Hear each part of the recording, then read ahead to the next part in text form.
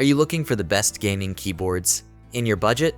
Well, in today's video, we break down the top 5 best gaming keyboards. I made this list based on their price, quality, durability, and more. To find out more information about this product, you can check out the description below, and also make sure you subscribe for more reviews. Okay, so let's get started with the video.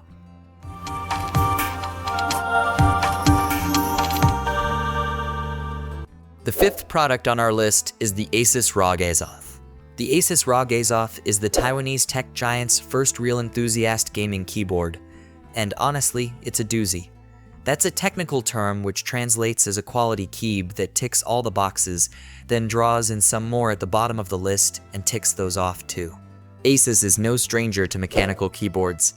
I've tested a bunch of its previous ROG Mech boards, even its almost smart hybrid Claymore board, which got ahead of Mountain in the detachable numpad game, but failed to make it stick. I mean, literally. The floppy attachment of the extra keypad was one of the reasons I hated it so much. But it's only really ever just dipped its toes into the enthusiast keyboard market. Well, the ROG Azoth is Asus going in with both feet, which is no real surprise given the burgeoning market for high-end custom keyboards. It is, though, offering everything you could possibly want from an enthusiast keyb. The build quality is absolutely exceptional, and the weight of the Azoth is extreme, and I love it for that. It's also been built with all the pre-lubed, gasketed, dampened trimmings you'll want for that premium typing experience. And premium it is. The Azoth is a delight to tap away on, even more so now that I've completely replaced all of the supplied ROG NX switches the board shipped with. Not that they're bad at all. The custom linear mechanical switches are Cherry MX red analogs, but do have a nice feel. No, it's just that I've got a bunch of delightful Halo True switches that I bought to go into my Mountain Everest Max board. That board's been retired in favor of the Everest 60, and I've left the Mountain tactile switches in place.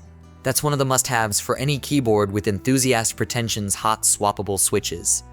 Us keyboard nerds love needlessly replacing switches for an infinitesimal difference in feel that even the Princess of P fame would struggle to notice. And the Azoth happily caters to that, and with what I will say is my absolute favorite switch puller bundled into the package. Yes, I actually now have a favorite.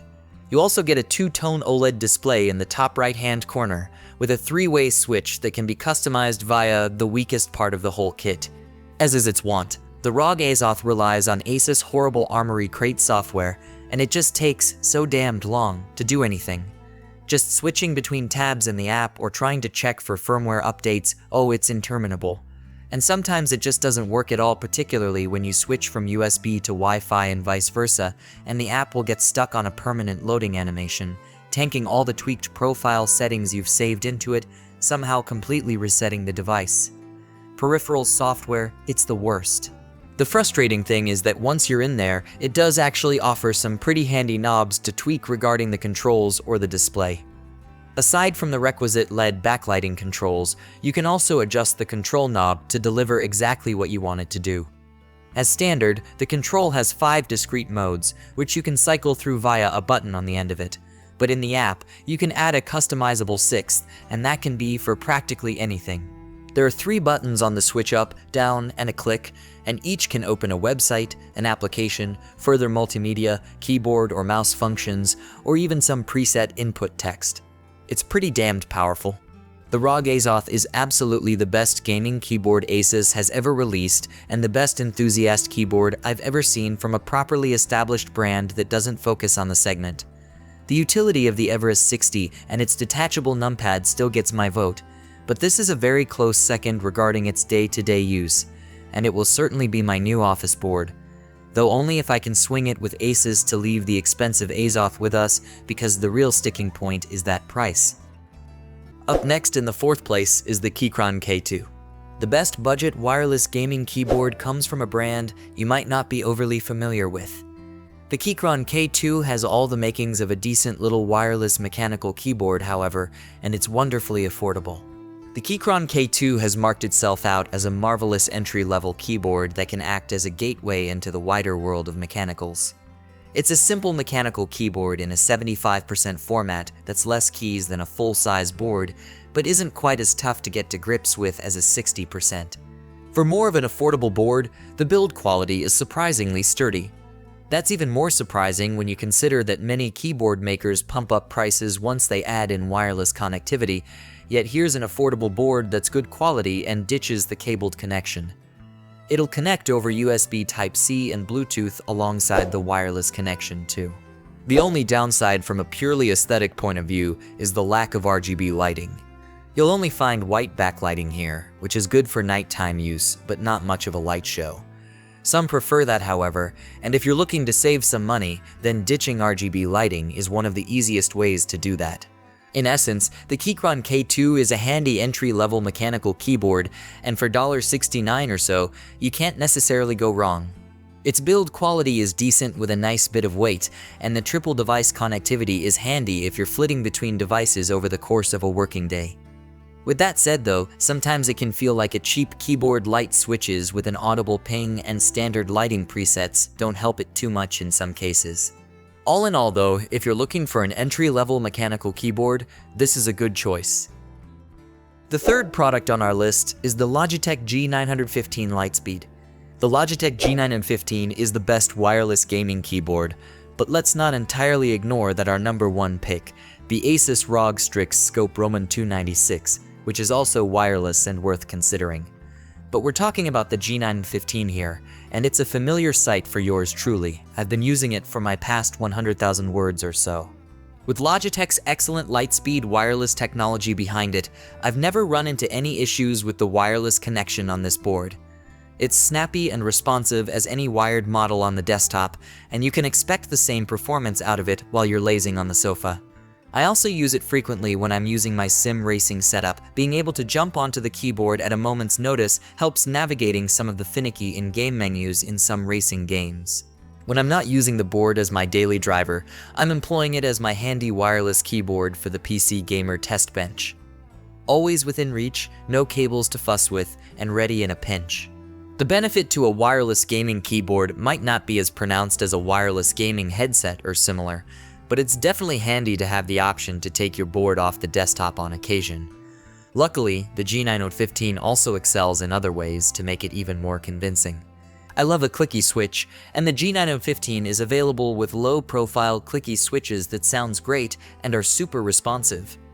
That initially came as a bit of a surprise, as the first wave of truly mechanical low-profile switches kinda sucked.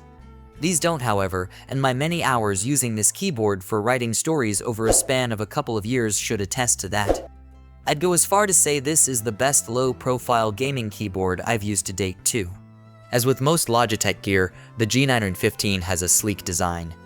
It's made up of mostly a top plate of brushed metal, though the underside is a black plastic. The keycaps are ABS plastic and mine are a bit shiny now after years of use. The downside here being once these keycaps break, it might be trickier to get a replacement versus a more traditional cherry switch stem. Second on our list is the G.Skill KM250 RGB. Mechanical gaming keyboards can cost a fortune. The G.Skill KM250 RGB's best skill is that it doesn't. It's nowhere close to costing a fortune, yet it still offers mechanical switches, per key RGB, hot swappable keys, and discrete media controls. The G.Skill KM250 redefines what it means to be a budget gaming keyboard. Features that were once enthusiast only are right here for just $40. During a time when PC peripheral prices generally appear to only be increasing, that's important. If you're after a good compact board, you honestly don't need more than what's being offered here.